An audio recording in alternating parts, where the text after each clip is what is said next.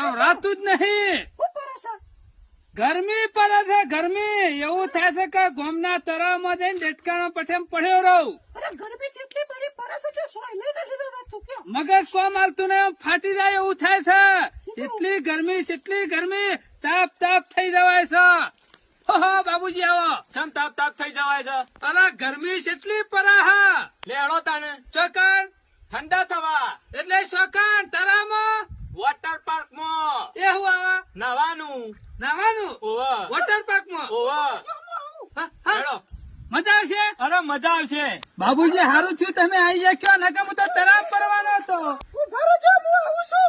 ચોકન